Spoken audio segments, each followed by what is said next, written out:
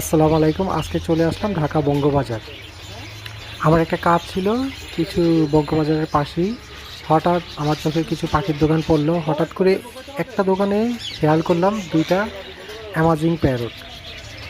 দেখে আমি সামনে গেলাম, লোকটাকে জিজ্ঞেস করলাম, ভাই এই ২টা কি বিক্রি? উনি বলল বিক্রি।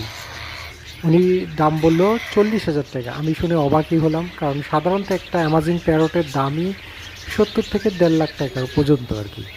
কিন্তু আমি ওনাকে বললাম, ২টা কি ৪০,০০০ টাকা? উনি বললো হ্যাঁ, জোড়াটা নিলে ৪০,০০০ টাকা রাখবো। আবার একটা হলো টেম, খুব সুন্দর দেখতে।